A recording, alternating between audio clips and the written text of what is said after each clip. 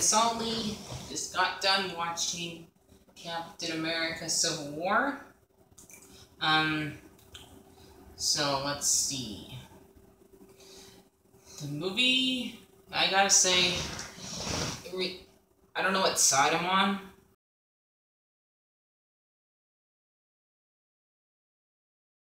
But this movie, I don't know if I'm on Stark's side or on Cap's side because I understand both. I understand both sides in this, and you gotta understand both because Stark's side is saying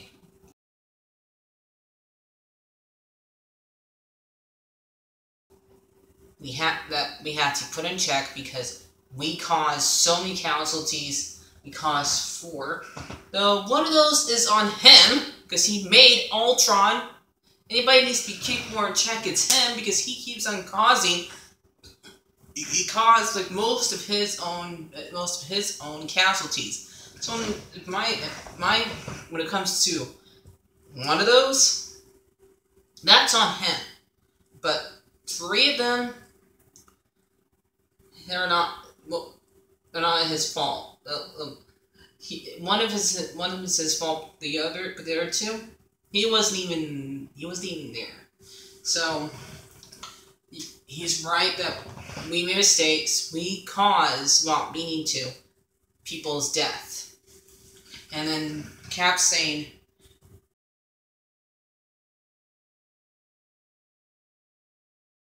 well, yes, we did not mean to do that, but we also saved people's lives. We stopped those bad guys from doing what they were doing.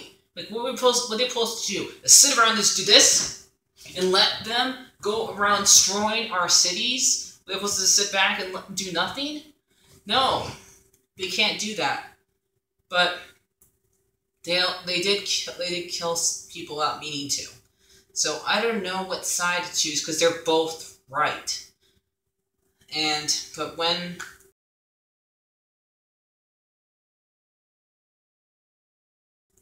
Bucky comes into the equation, I still don't know. Because Bucky did not want to do what Hydra is making him do. Because he was being brainwashed. So, and Bucky's Cat's best friend. He's the only one he has left from the 40s, since later on in this movie, Peggy dies. And that funeral scene was pretty bad for people who, like me, who watched Agent Carter, which is somewhat better than Agents of S.H.I.E.L.D., but we're not back on topic. You have to understand that Peggy was his girl. So, and now that he lost his girl, all he's got left from the 40s is his best friend. And he can't lose Bucky, because, that's all he's got left from that time period. So, he's helping Bucky escape. And since everybody else thinks he did something he didn't do because of Baron Zemo, since everybody thinks he caused the death of Black Panther's dad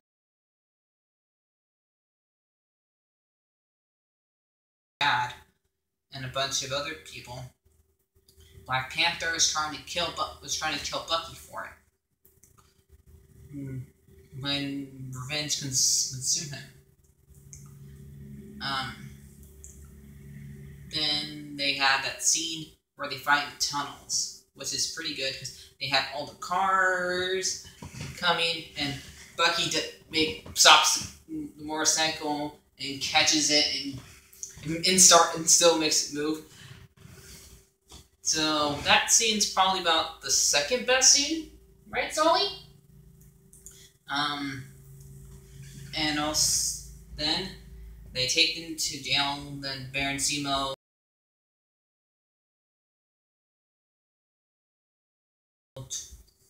twists Bucky to tell him where he can find the other Winter Soldiers so he can kill them and lure them to one of that space, but that's later on in the movie. Then they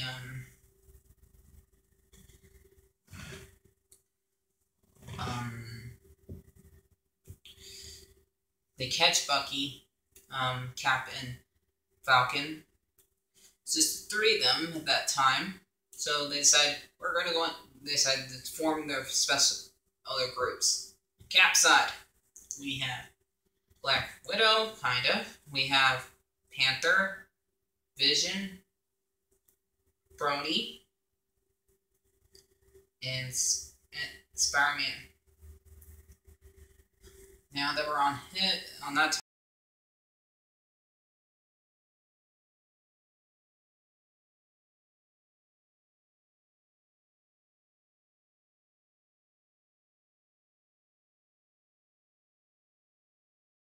topic, this new Spider-Man kid, I would say I like all three of them. I like Tobey and Garfield, and this new kid. But this new kid, I'd say, is the best one because he has the look of a teenager. He makes the jokes. He talks during the fight scenes, and he has the brains. Tobey Maguire, I would say, he was just more of the funny. He had the brains, but more of the funny showed on him. Andrew Garfield, I would say, more of the brains showed up on him. See, the problem was with those two, more attributes showed on one, not enough on the other. Even though this new kid shows mostly jokes during the airport scene, but he was able to make an old computer work. He had to be smart to do that. So since he has those three things, unlike the other two, like, come on, Maguire and Garfield both look like they're in their freaking 30s when they're playing high school kid. You don't do that. I just don't agree with that. They both did pretty good jobs trying to look the part, but they didn't. So since this kid actually looks the part, and actually it has both parts to him, maybe later on we'll see more of the brains in the future Spider-Man films, but so far I say he's the best one out of the three. Back to the movie. On Cap's side, we have Captain, of course. We have Falcon, Bucky, Ant-Man, and Wanda. So, and Hawkeye. So we got 6 against 6. So at least it's even. So the airport scene happens.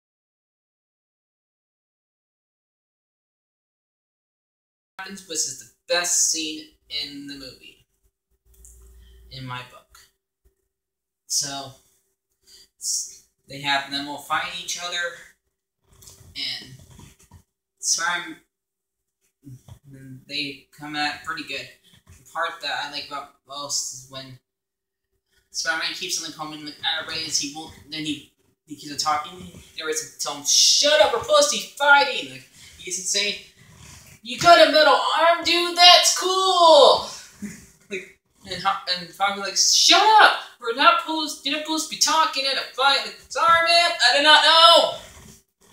And the fact that they actually knew it when he started saying, "You have seen that old movie where the Empire Strikes Back, where they use the wires to take down the robots?" And they're like, "Oh, okay, so that's how we're going to take down Giant. That's going to take down Giant Man." And it actually works, because how else are we going to take down Scott? Who else?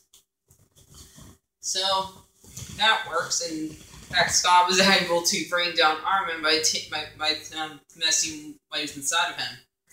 That was cool. So that scene was good. Then Bucky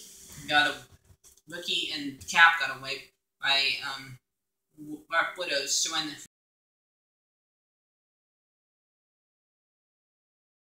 whose side she was really on. I think she was just trying to keep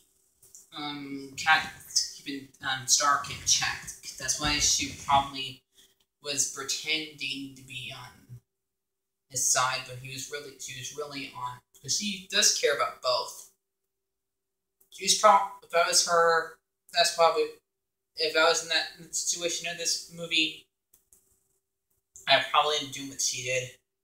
Make it where nobody got hurt, and still let them get away. Even though what happened to Brody in the movie, Brody at that part was pretty bad. Hopefully he can walk again. So then Stark finds out that Baron Zemo was the one who really killed Black Panther's dad. And I would say Zemo's the second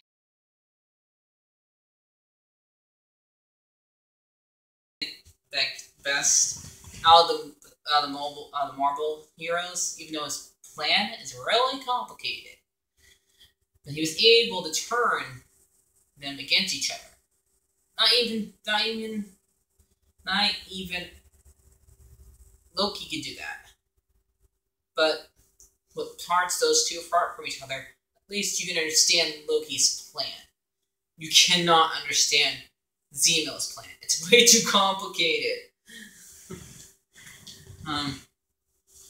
So I would say he's about the second one. We're not counting the Netflix villains, because we had not seen them inside the same world, even though they are in the same world. That's why we don't count those guys. But back on topic, then they go after him, and we find out that Bucky killed Stark's parents. You got 200, and I still don't know what side to pick. You understand both sides. You understand that Bucky was being controlled to do it, and Stark wants revenge. He doesn't care that they were doing that he was being controlled to do it, and they don't explain this. Cap knew that Bucky was responsible for Stark's parents. They don't explain that. How did he freaking know? That's one thing they should have explained. Like, how'd you find out? Anyway, that fight. How did that even